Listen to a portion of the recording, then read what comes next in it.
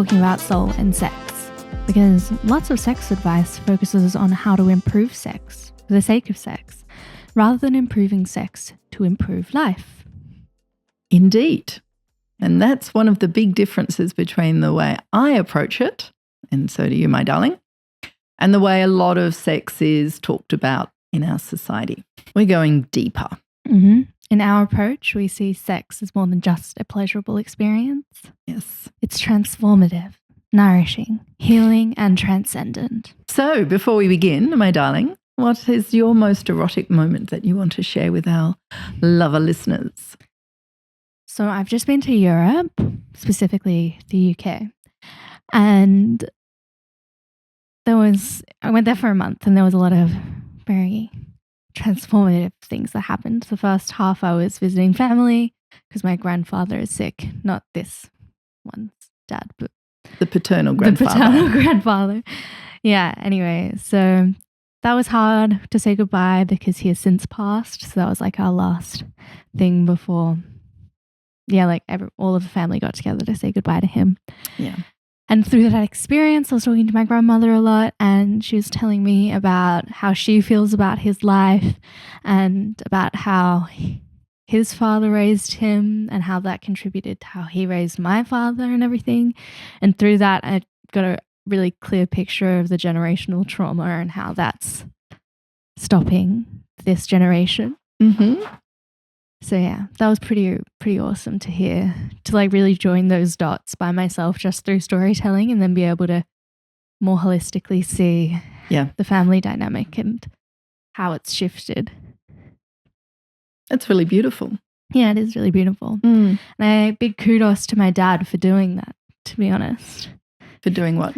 For stopping the generational trauma. Oh, yes. I mean, I don't think he did it perfectly or anything, but he put a plug in it, let's say, and gave space for my brothers to rewrite the script, which is very cool. Very cool to see here. Yeah, at some point we need to stop whatever our family's generational dysfunction is. Mm-hmm. There generally is something. Yeah. And it's like, now I can see, like 2020 hindsight, I can see how each generation like laid the groundwork for them to both succeed and fail. So yeah, that's my erotic moment. Realizing how my family works and how I have gratitude for everyone for laying the foundations for me to have a very successful life, I think, and to become the person that I am. And can I ask you something on that? It is actually related to what we're going to be talking about later, but I might mention it now. Mm-hmm. In having that awareness about the reality of your parents and grandparents and great-grandparents and blah, blah, their life and their struggles and challenges and, you know, how they were raised, has that opened your heart with compassion towards them? Yeah, definitely. Yeah. Because before that, I was just like, wow, my grandfather is quite an angry alcoholic. Whereas now I'm like, oh, I see why. Yeah, he had a hard life. Yes. He was just doing the best he could. So yeah, definitely compassion, but also kind of just like, I don't know, it's a mixed bag of emotions. I wouldn't say it's just compassion. It's also maybe a little bit angry because it's so clear to me, but it seems so difficult to them. But yeah, compassion is a new one that has entered the chat. And it's a very, very important one for the healing. Yeah, definitely. Yes, for the soul, as we will be talking about. And what was your most erotic moment? Nothing quite as profound as that. Although interesting, it has been a challenging time for grandfathers on both sides of your family. I know, both of them. My father's been very ill and he's been in hospital for 4 weeks. Most of the time you were away, actually. But good news, he's back home as of yesterday. So hopefully he'll keep on keeping on for a while longer in a good way. So that's good. But a more erotic moment is quite a romantic one, really. We're in the middle of winter here and then we've had some pretty wet days and stuff. But recently, while you were away, there was this lovely, warm, sunny day. And so Mr. G and I drove down to one of our favourite spots, which is Bundanon. And that's where there is this fantastic little art gallery in the middle of the bush that was the home of one of Australia's most famous painters. And the family has donated it to the people of Australia, which is really cool. So we went there, went out in the bush, looked at this lovely artwork done by an amazing Indigenous woman whose name I forget. And then we got from the cafe a picnic.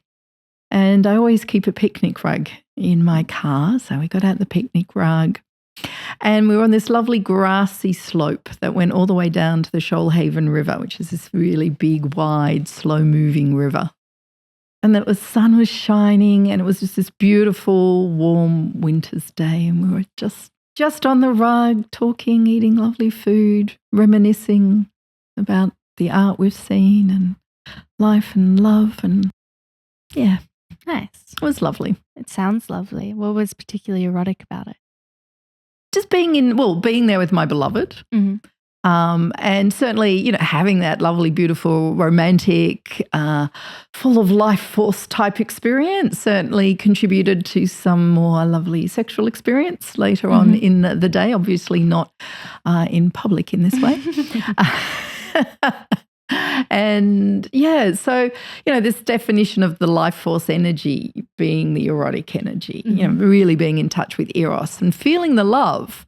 Like when you're in such a beautiful space, it's so easy to let go and open up and feel love, and love expresses itself in many ways, from the compassion we were just talking about, you and your ancestors, to, love of the beloved. I had my beloved next to me, and love of just being in this space that had been created with love and donated to the people of Australia with love, Yeah. It's just feeling the warmth of the sun, it's kind of like it's loving us and giving us life. Without the sun, we have no all of the life elements coming together. Yeah, and water and beautiful experience. Yes, lovely. What did you have in the picnic? We had some. I can't remember. There was cheese and crackers and some olives. Classy. Yeah. Classy. A nice classy one. And it really warmed the soul. Yeah, cool. So speaking of that word, yes. that S word, soul. There's a lot of different definitions. So before we start our conversation, I want to clear up that terminology. Yes. So our lover listeners know what we're talking about. Yeah. So done some research. Very good. And the concept of the soul has been present in human history for as long as humans have been around. Religious institutions did not coin this term, they explained it. Soul is a word that is used to translate the Greek term psyche, meaning life, spirit, consciousness. The Greek verb breath of life, from which the word derives, means to cool, to blow.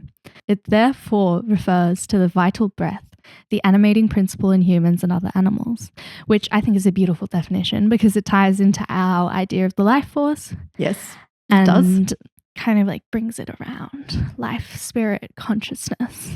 Would you like to add anything to that definition? Yeah, so I love those three words, life, spirit, consciousness. Some people think of the soul as in that more religious term, that it's that part of us that goes off to heaven when we die and we leave the physical behind.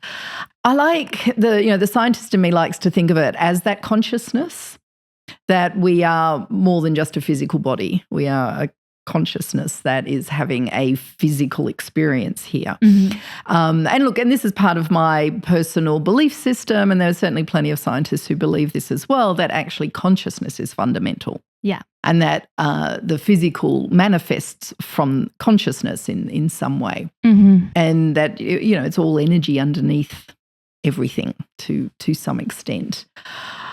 And what we're doing is, rather than thinking that the soul is in the body, we think of the body as being in the soul.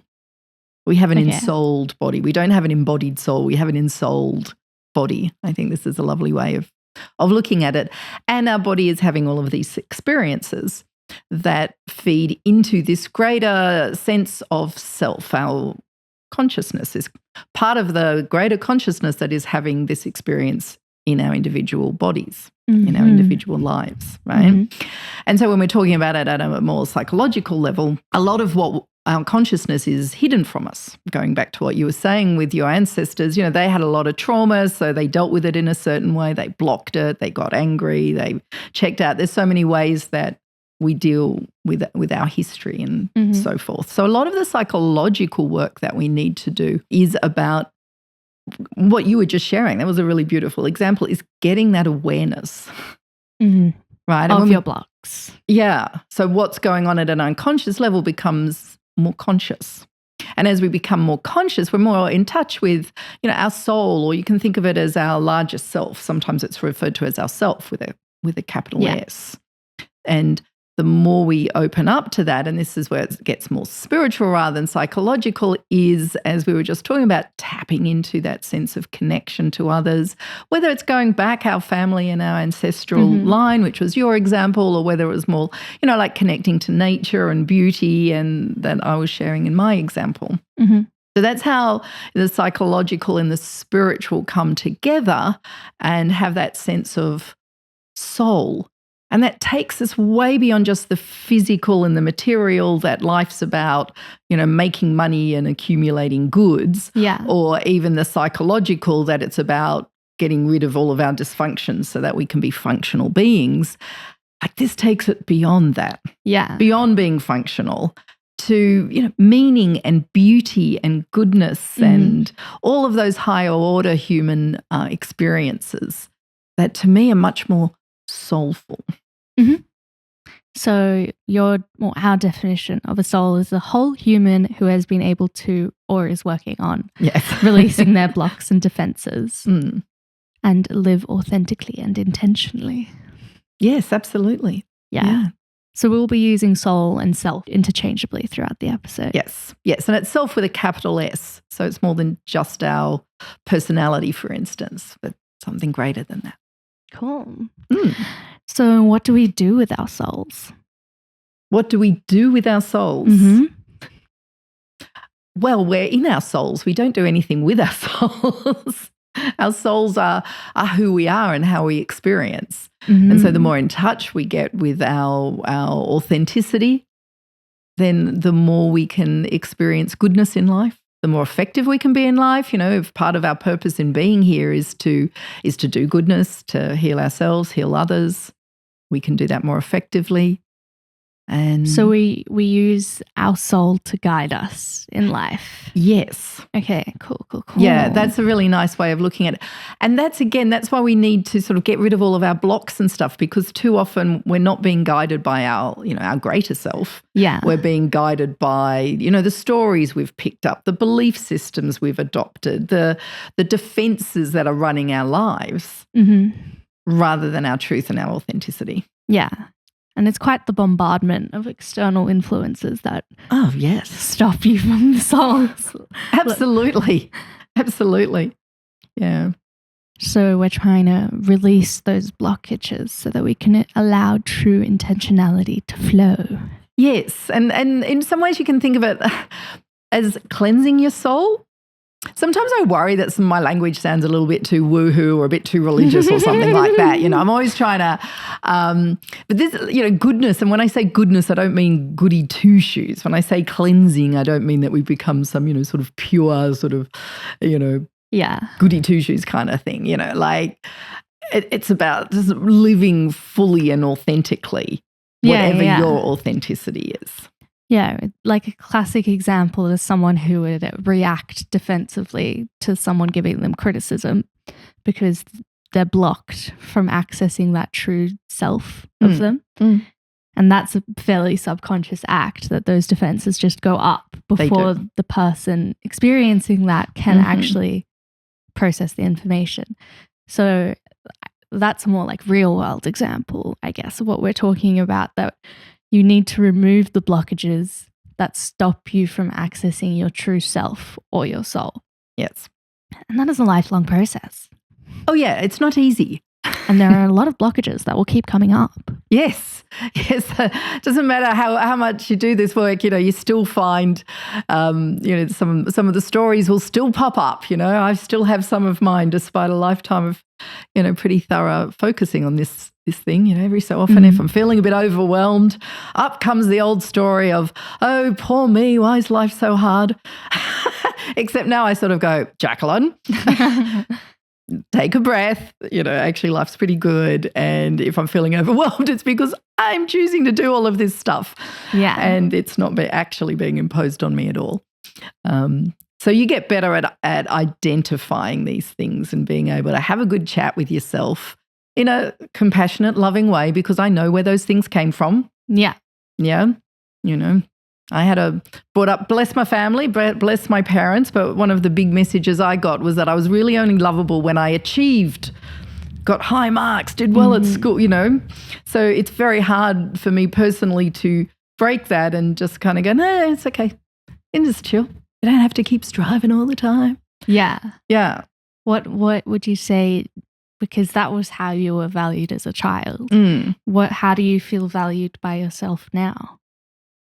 How do I feel valued by myself now? That's a very good question.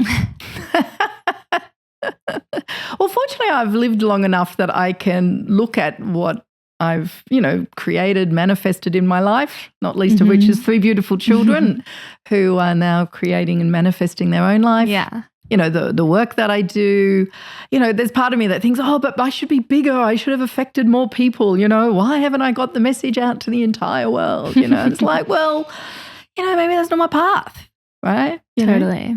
Like just doing it in lots of little ways. Every day I go to the clinic and have a positive impact on people. Yeah. And doing this podcast with you. So it's not like a one single purpose that you'll put on this life to achieve. It's more about like the way that you live your life feeling aligned. Yes. Yeah? Yes. Yeah. Okay. Yeah. And everyone's different. Some people, do go big out in the world. But if they're doing that from a space of authenticity and goodness, not from, oh, well, I won't be successful or people won't like me unless, I'm the biggest influencer out there. Yeah, for sure. And certainly we see a lot of people out there. Some are doing really cool stuff, good stuff, and others like it. They're just being run by their ego. Yeah, for sure.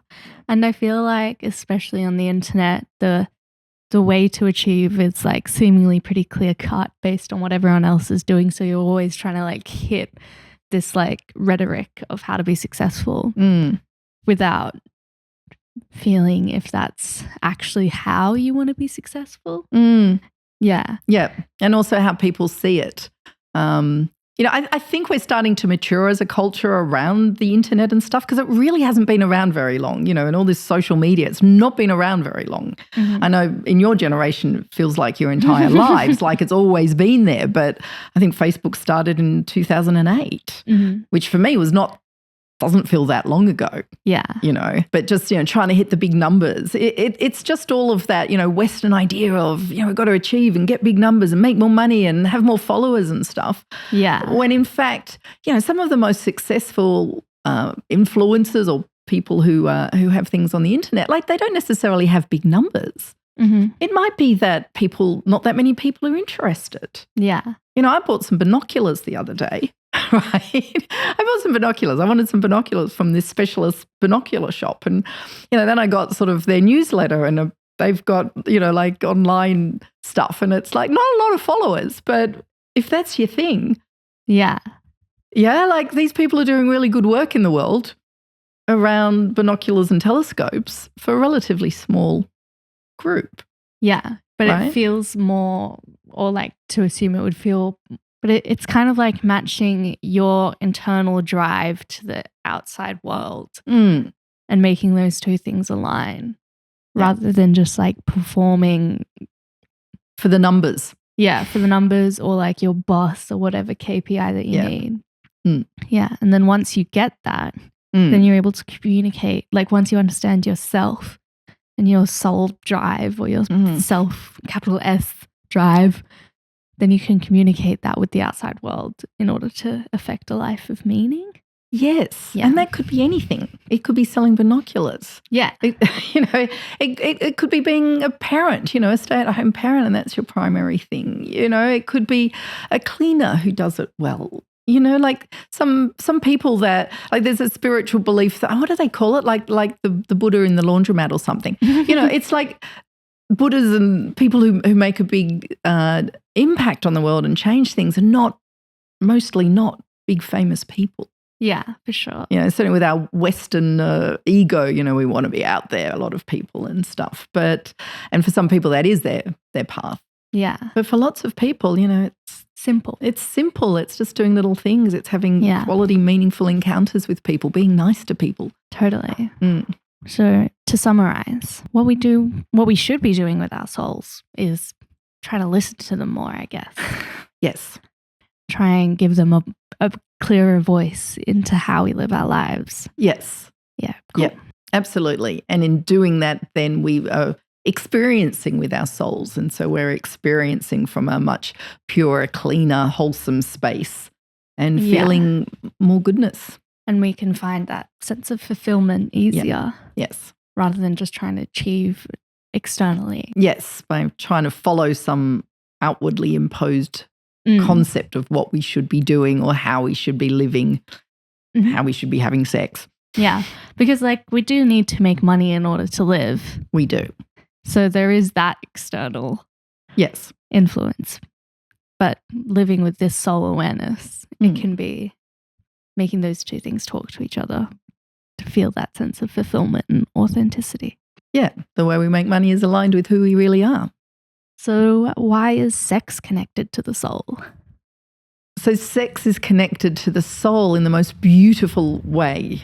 To some extent, when we are being sexual with, particularly with a beloved, or that doesn't necessarily have to be, but when we can be open and vulnerable and truly authentically ourselves with another, like totally bared, and when we can do that safely, then we can have such lovely experiences where energy flows through our body, our heart's open. You can even have the kind of transcendent experiences where you feel one with the universe and you can have different like God or goddess energies flowing through you, or some pretty hippie, trippy stuff can happen. It doesn't have to. Don't go looking for it, please. But if it does, that's beautiful. It can be very cleansing. For the soul. My understanding is that because relationships are so powerful in that way of being two people being able to see each other in a position of vulnerability, it's like in order to achieve that vulnerability, you already need to have soul awareness. Yes. And then you can share that with someone else who is hopefully also has some type of soul awareness. So then you can come together and create. What do you create? More soul awareness. It's like the two are definitely larger than the sum of the two individuals. Okay. Yeah. So it's one of the reasons why I love working with couples and doing couples therapy, because you're doing more than just the relationship. You're doing the individuals, and then you're doing everything that flows on from the couple influence and the individual's influence, families, communities, all of that. And so for two people to come together to celebrate that in their sexual intimacy, or any kind of intimacy, any kind of activity together, but when you get out the genitals, that's as vulnerable as you can get. So when you do that well, it's a beautiful thing. Yeah. But with our definition of sex, it's not the sex act, right? No, it's just intimacy in general. Yeah, I mean, our general concept of intimacy probably more matches what we talk about when we're saying sex. As I'm always explaining to my clients, I consider sex, or a sexual energy, a sexual exchange, is anything that you do with your beloved that you wouldn't do with just anybody. Holding hands, to me, that's an intimate sexual act. Like, it's allowing that beautiful potentized love energy to flow between the two of you. My partner's here. Wow, that's so cute. Well, this is my understanding through the example of holding hands with your partner. So you go, oh my gosh, my partner, look at them. I love them so much. I want to reach out to them physically. And then that's your soul saying, yes, feel the love from your brain in the physical. And then your partner goes, oh my gosh, wow, this touch on my hand, that feels so nice. So their soul is going, wow, love in the physical, let's feel that internally. So it's like the meaning of the internal, external through intentional actions. That is so beautifully expressed. Thank you.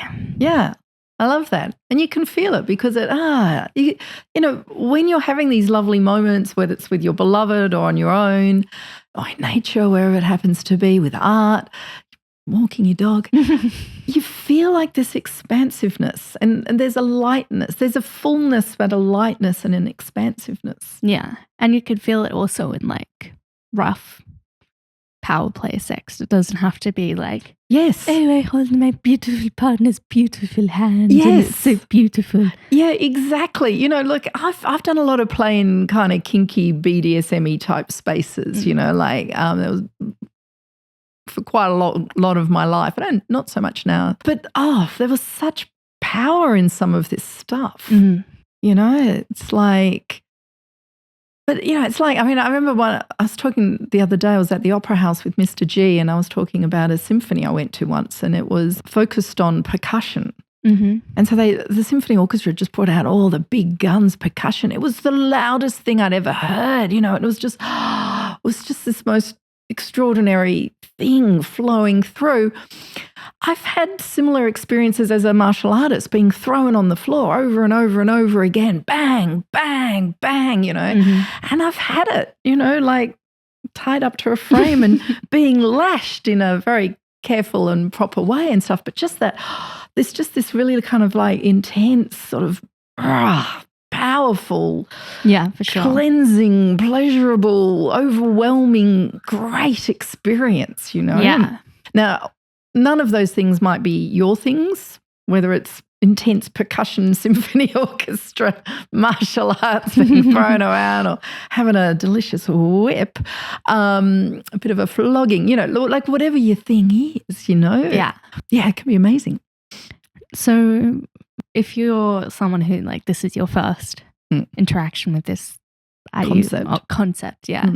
How would you recommend to someone to get in touch with their soul and to clear those blockages and defenses so that they can find what gives them this expanded consciousness, soul awareness type situation? Yes, well, if this is appealing to you, you're probably already on the way because you're wanting to, you know, expand and learn be better and learn and so forth. So, look, some people like to follow a path, you know, like they join a Buddhist group or, you know, a Christian group or whatever, a Druidic group, you know, there's all sorts of things that people can do. Why do you think people turn to religion to access the soul awareness? Religion at its best is a spiritual practice. Yeah. Right? Where it goes bad is when it focuses more on the dogma. Yeah, and control. And control, like you must do this and if you don't do this, you're bad. Yeah. Whereas if it's truly spiritual, and a lot of good religion is, certainly, I mean, my background is Christian and certainly everything Jesus said was spiritual. You know, he never said you mustn't do this or you must do that, right? Well, other than love all he ever talked about was love, really. And, you know, kingdom of God is within you. You know, like it was all about becoming more self-aware and being in touch and so forth. So yes, so you're on the journey. So you might want to follow a particular path, or you might be, as so many people do these days, more eclectic in terms of you know, actually trusting your intuition and exploring a bit of this, exploring a bit of that. If that's more your path, you have to be very discerning. Discernment is really important. So you're really paying attention to, you know, is this enhancing my life? Yeah. Right? And sometimes things are difficult because you're working through something and that is ultimately enhancing your life. But if on the inside something's saying to you, no, no, not this isn't, or even no longer. Like that was useful for a while, but isn't any longer. You know, you might be reading books or following people online, going to lectures. I mean, there's a lot around these days. And you do need to be discerning in terms of if you are listening to someone or following someone or reading their books or whatever, do check in on their background. I always say this. There's a lot of people who claim all this amazing stuff. And yes, we have to do some marketing. That's true. But really sit. And this is sort of the first step, really. Just sit with it. What feels right? Yeah. It's like critical thinking, but from the gut. Yes. Yeah. Yeah, it is. That's discernment. We are using our brains in this as well, but not solely our brains. Yeah, that's the difference, I feel. Yeah, so we're sort of starting to have a holistic approach to living already. Yeah. Yeah, the heart and the soul and the mind and the body, it's all giving us information. I'm a big believer in doing both the psychological and the spiritual work. I think it's so useful to, get a psychotherapist or join some kind of group where you're really looking at where you've come from or having a good mentor and seeing it to understand yourself better. And you can do that in ways just as you were sharing. Talk to some of your parents and your grandparents, great-grandparents if they're still around, know where you've come from. It helps make so much sense. I did that from a very young age. I was really curious to understand, why was I the way I am? Why were my parents the way they were? Why were my grandparents the way they were? Why were my great-grandparents the way they were? And, when you sort of start, and then you can sort of go back in time and understand what people were facing.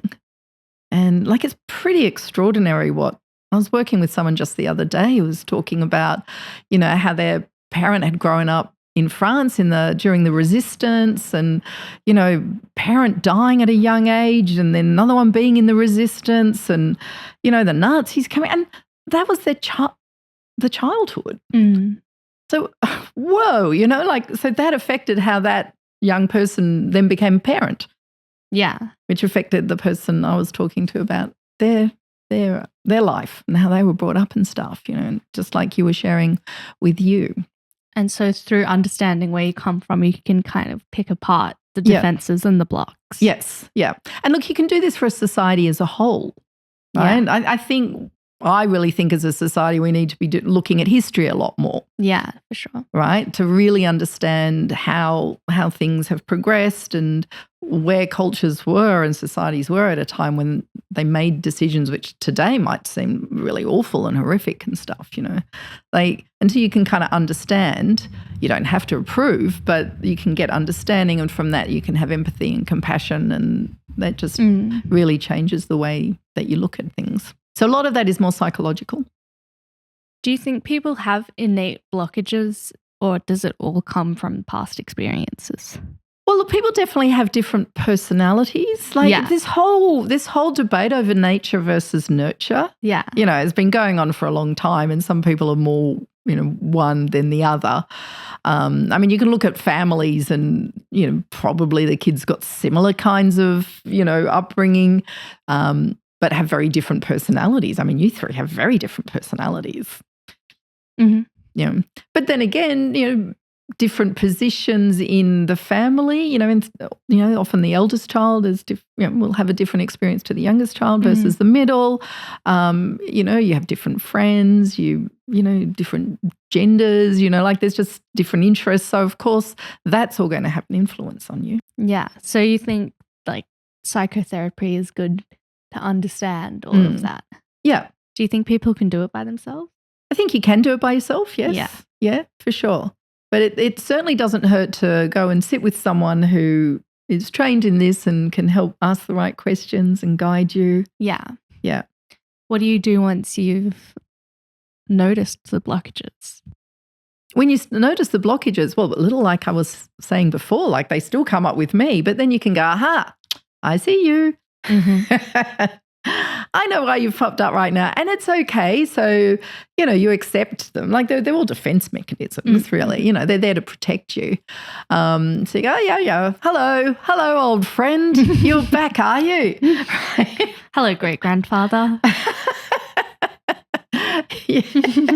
Yeah, so you just, you try not to judge yourself as well. In fact, a lot of this is about having compassion for yourself. Yeah.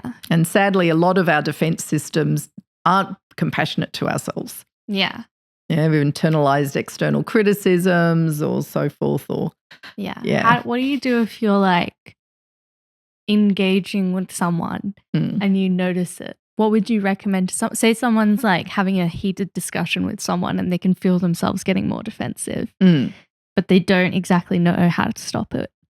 What would you say to them in order to be able to, like in action, bring it down? Yeah, look, if you're noticing at the time that something's coming up for you, you can start feeling it on the inside, your nervous system's getting dysregulated or you're having these sort of strong feelings. It's always best just to call it and just say, hey, look, let's just agree to disagree in this moment. Yeah. Yeah. Yeah. And walk away. I mean, it depends on who the person is. I guess also once you become aware of it, you're better at communicating it with other people. Yeah, absolutely. So instead of like starting yelling, you're like, hey, I'm feeling defensive right now. Yeah. Can we come back to it? Yeah, exactly. Yeah. And unless they're a total asshole, they should respect that. Yes. And if they don't respect that, they've got their own blockages. Well, yes. Again, another reason why I love doing couples work, because, you know, I'm always working with couples, almost like coaching them in how to listen to each other. And yeah, what's that thing you say? What you say is not what people hear. Like people hear what is said to them. Yeah, it's not necessarily what you're trying to convey. What they hear is not necessarily what you're trying to convey. Yeah. So you need to check in and make sure that what you think you're hearing is actually what they're intending to say. And that's like authentic expression and also authentic understanding of someone else's authentic expression. Yeah. Oh, so complicated. Yeah, it can be until you get used to it. You think someone needs to understand their past to understand their like present manifestation? Oh, look, absolutely. What about trying new things and seeing if that is aligning? When do you think you can do all of those at the same time, or do you think you need to understand yourself first? Yeah, no. Look, I think understanding yourself is a lifelong process, and you know, like you change as well. Yeah, you know. Sure. So, yeah, so like that's part of it, you know, because we are holistic beings. So yes, we need to look at the psychological side of things, but we also need to look at the physical side, you know, like we need to make sure that we're looking after ourselves physically, we're eating well, you know, we're getting the right amount of exercise and sleep, because if you're not doing that, that is going to affect the other parts of you as well, right? Yeah, it doesn't matter how much psychology you do if you're, you know, drinking and smoking and, you know, carrying on and stuff like that. And, you know, and things like the environment that you're in as well. You know, I'm a big advocate of beauty, whatever that means for you.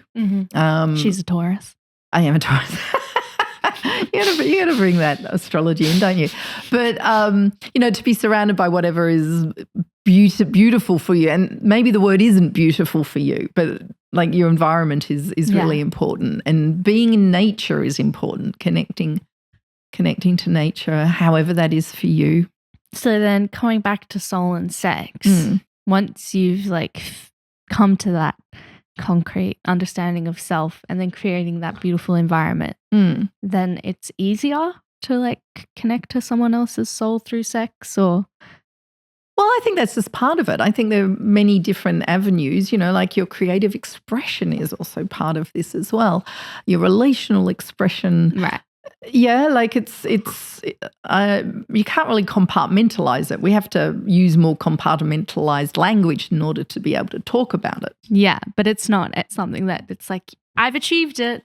I've achieved soul awareness. Yeah, there's no point where you're like, and like this idea that we can achieve enlightenment, you know, because there's a lot of people who are on these spiritual paths, but they're just taking that Western mindset of, you know, conquering and achieving and like, I'm going to achieve enlightenment in this lifetime. I'm like, what? Like, it's not something you achieve, it's something you live. Well, yeah, exactly. I mean, even that mindset is going to prevent you from having enlightenment, you know, like because it's like when people say, I'm going to smash the patriarchy. I'm like, you can't use you can't overcome a system by using the tools of that system. Totally. Yeah, like you can't achieve enlightenment. You can't smash patriarchy. You can't. There's probably a whole heap of other ones I could come up with as well. Yes, you authentically expressed yourself to affect change in your environments. Yeah, okay. Yeah. That makes sense. Yeah. So, and all of these different parts of yourself will feed back on each other as well. Yeah. Right? And that's how you grow. Yeah. And so when we come to like the sexual side, it is potentially so very powerful, but because it's so powerful, it can also be very dangerous as well. Okay. Right. And also in our culture, we have so many blockages or negative emotions and belief systems around it. And, as I'm sure we've talked about on this podcast before, like we're sort of at this funny junction in society where, it was all considered pretty bad. Sex was bad. Yeah. It was kind of bad, and it was bad to be bad. It was pretty clear. Sex was bad, and it was bad to be bad. But then sort of very rapidly in terms of human history, yeah, that all got turned on its head, and now we've got this incredibly permissive thing. Yeah. Where it's almost like it's good to be bad. Yeah. And it's bad to be good, who wants to be a prude, like very confusing. I've been working with a couple just recently where, they thought that they needed to expand their sex life. Like they felt that they had to as part of their personal growth. And so, they went off and had a threesome, which actually didn't go all that well. Mm-hmm. For various reasons. But the key point that I want to make here is what really woke her up was she had thought that you have to expand, right? Yeah. She didn't have any sense that the purpose of their sexuality, because they were in a long-term, very loving marriage. Yeah. And they had a very good sex life already, they talked about it and they tried different things, but she said, no, I've got to push it. I've got to do more, and, she'd been listening to podcasts of, opening the marriage and doing all of this. So she just thought that this was the next step, that if they didn't do this, there was something wrong. Yeah, right. Yeah. Instead of like interrogating why she wanted to do it or what it would bring to her. Okay. Yeah. Right. So it's the external influence of all of the people telling her that she should, without her being in touch with if she actually wanted to. Yeah, exactly. Yeah. And did they need to? Because, because we have gone from this, prohibition around sex to this open permissiveness, to the extent that a lot of people think, well, we should be doing all of this stuff. Yeah, for sure. I'm like, no. I mean, you can if that's, but that doesn't mean it's everyone's cup of tea. In fact, it's probably a relatively small proportion of the population. Which is fine, because we're all different. We are all different. And that's what makes it special, is that it's uniquely yours. Yeah.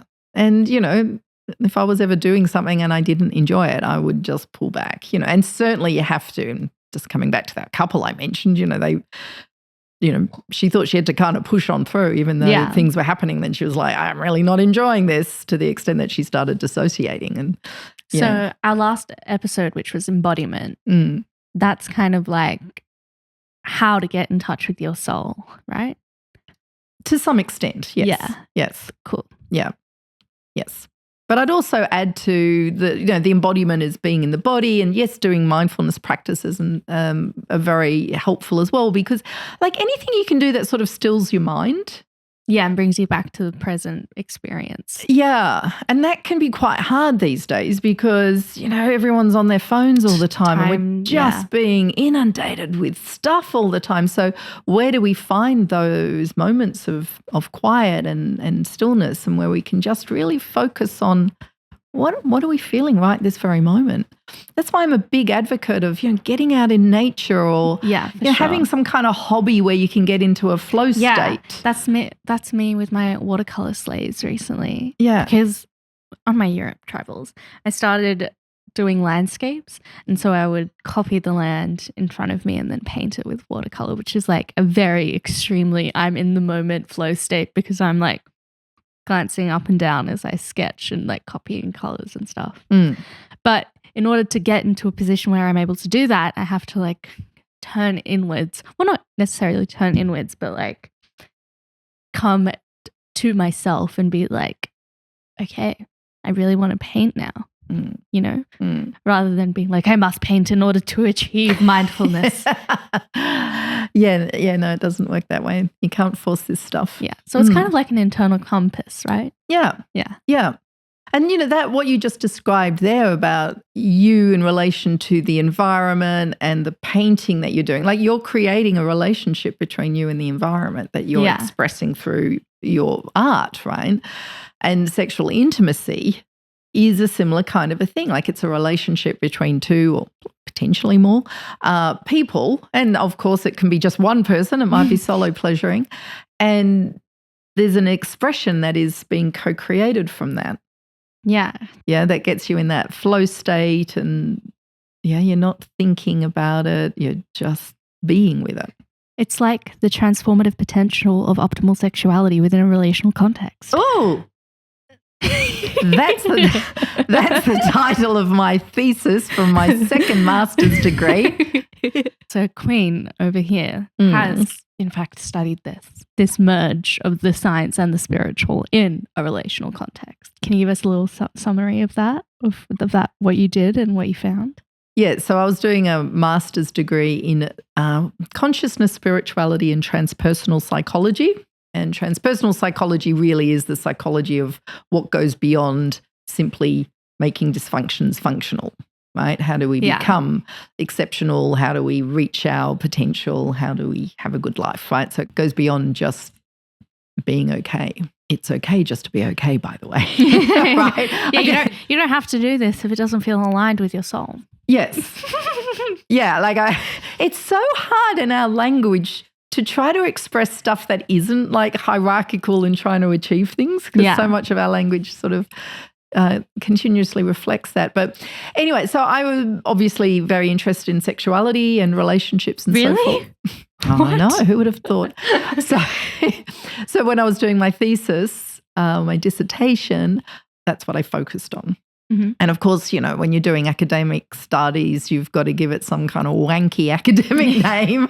So I called the transformative potential of optimal sexuality within a relational context. Can we talk about what optimal sexuality means? Yeah, I was trying to find the right word for that, and actually found out that this other academic had been doing some really cool work around that and had used the term optimal sexuality. And that was a sexuality that was very present, wasn't externally imposed, it wasn't performative. I mean, it really was the type of sex that I promote. So we're not talking about particular behaviours or not, but a sexual experience and expression that is authentic to who you are. That's what optimal is. That's what makes it optimal. And in the relational context, so I chose to look at people in a relationship, and the transformative potential was, how does having that kind of sex make you better people? Mm-hmm. How does the sex sort of affect everything so that life is better?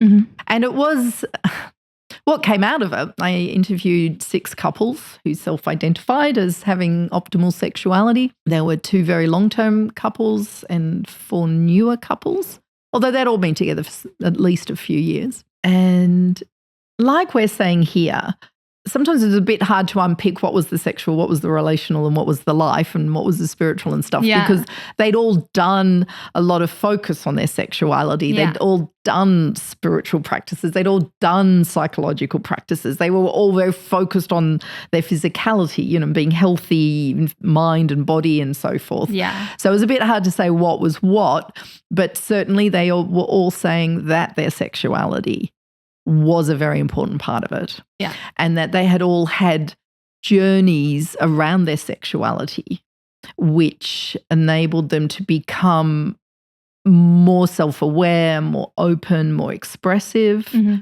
Most of them had, explored sexually in different ways. In fact, I think nearly all of them do. And often that had been quite transformative for them as well, where they were like, oh, I have an interest in exploring this particular thing, and in exploring that within themselves as to why they wanted to do it, what it was all about, and then potentially, sharing that with the partner if they were the partner at the time.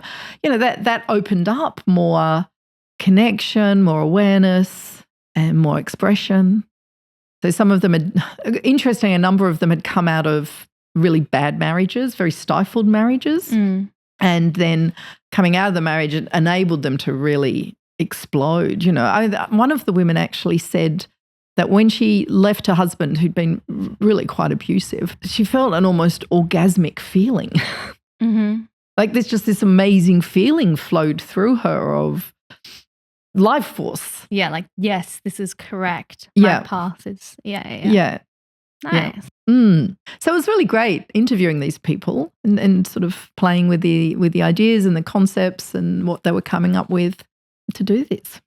So in summary, the meeting of 2 or more bodies. Whatever you think. The meeting of bodies in a vulnerable place of truth is in itself a spiritual presence. Yes. Yes. And if you don't like the spiritual language, I guess it's just in the present moment based on these factors that have got you to a place of authenticity. Yeah. Yeah. Yeah. And then together, you create something outside of yourselves that is experienced through your body, but also through the space you create. Yes. Yeah. Wow, this is good. Mm-hmm. You should write this stuff down more often. I love it. Yeah. Yeah. And you do feel expansive, light, full goodness, joy, pleasure. And sex is joy. transformative because it's a mindfulness practice. Yeah. Rooted in vulnerability. Wow, okay. Making sense now. So that's how soul and sex are tied together. That was a pretty good chat. Should we do some questions? Oh, gosh, yes, questions. This is from a love listener. I'm loving and understanding your approach to sexuality and life. Very important. It's not just about sex, it's about life. Yes. Anyway, I'm understanding your approach and I want to bring it to my partner for us to both share this, but they don't seem to be as on board. What do you recommend? Yes, that's a very interesting question. And I'm going to give a couple of answers. I'll start with the one that's probably not what they want to hear. Yeah. Okay. Bad news first. Look, it's lovely. It's absolutely wonderful that you're on this path and on this journey and it's resonating with you, which is really great. It doesn't resonate with everybody. Yeah. Maybe it's just not their thing, it's not their path, or they've got blockages or whatever. You know, it's interesting. I was working with a client yesterday actually, and he's very spiritual and, you know, he's been doing Buddhist practices and done a lot of psychological work to deal with the difficulties in childhood and so forth, and brought his wife along to one of my retreats. She just didn't get it. She wasn't into it. Felt uncomfortable the whole time. We did some sessions afterwards and he's sort of like, come on, please come on this journey. You know, they got kids and stuff. They've been together for, I think, 20 years or something. Were they having problems? Is that why they sorted out? Or was it more just like he wanted to do this? No, he wanted to do this. Yeah, she thought it was okay because she thought sort of, you know, spreading her legs a couple of times a month, you know, like was it. But he was just feeling really disconnected. And you know, the more he was growing, the more aware he became of the disconnect and the more really frustrated and confused she got because she thought she was doing everything right. Like, why wasn't this enough, you know? So sadly, he's come to the realization that he has to... He's outgrown. He's outgrown the relationship. So look, sadly, you know, people feel that they've outgrown their partner. You know, you can outgrow your friends, you can outgrow your partner. And if you can't find a way for it to work, if they really aren't that interested and it's really important for you, well, you've got to make a difficult, hard decision. Yeah. However, I also have had many, many couples where, you know, one might be driving it and the other one sort of goes along and then they start opening up to it. But you can't force them to. You can't force it. You can't force it. So generally, I mean, I'd say more often than not people do, but I have certainly had, not a lot, but I've had some cases where there's just, and often there are, blockages from the past that mean people prefer to just live their life behind a wall. Yeah. And look, and even in the case I was just sharing, you know, like to give her some credit, early on in the marriage, she had wanted more openness and connection. And he, at that point, wasn't in a position to do it. But now, all these years later, it was almost like, you know, they'd missed the boat in a way, you know, it was too late. Yeah. But yes, so introduce your partner, you know, to this podcast, for instance, you know, start having some interesting conversations with them. Find those areas where you are aligned, you know, like maybe, I don't know, let's say you both love nature. You might be able to sort of start talking about your love of that and how can that spread into your sexuality, or if you love art or sport or cooking, I don't know, you know, like you don't have to, you've got to speak their language to start with. Yeah, totally. Yeah, you've got to start with something that they can relate to. And if they can't relate to it. And I guess also it is important that you do share how and why it's important to you. Yes. Is there any particular language that you think would be helpful, or is it kind of like just it's so nuanced that you have to understand your partner? Yeah, you've got to understand your partner. I mean, I know for a fact a lot of people have given me feedback from coming to my retreats or the clinical work, but particularly the retreats, that I'm speaking science and spirituality at the same time. Yeah. So often the more reluctant partner doesn't like the more spiritual language. So they relate more to a more scientific kind of a language. That's quite common. So, if your partner thinks it all woohoo, you don't launch in with, so let's get in touch with our chakras. They were like, hey, do you know how our nervous system aligns? Let's cleanse our soul. Yeah. You start by going, hey, did you know that, when we're both in this really cool space, our nervous systems start aligning and our brainwaves start getting into sync with each other and, Hope that helps. Yeah, absolutely. But thank you for your question. Yeah. So that's the end of the episode and the end of the season. Ah, yes. 2 seasons. I know. Woo! Ooh, go us. If you like it, please follow, rate 5 stars, leave a comment. Yep. It's all very, very helpful to us. It is. And just do it right now. Yes. And exciting news is Queen is releasing. Can we let them know? Oh, the Couples Intimacy Masterclass? Mm-hmm. Yes. So if you want to take this a step further outside of the podcast and into your relationship. Yes. She always talks about all these couples retreats that she's running. It's difficult to access for a multitude of reasons. So she has created an online version. Yes. It's an online version of my retreats, which you can do as a do-it-yourself retreat over 3 days, or it's in 7 modules, or you can do it like 1 a week for 7 weeks or whatever works. So at the time of speaking, it has not been released, but it should be soon. I'm actually about to go off on holidays for a couple of weeks. I'm going to be cycling around Samoa, which I think will be a constant erotic experience. Yes. And then when I get back, hopefully I'll be ready to launch. So keep an eye out for that. Yeah. Thank you so much for listening. Yes. As always, follow us on Instagram. The link's below. Check out the website. www.jacquelinehellier.com. But until next time. Yes. Love life. Love life. Bye.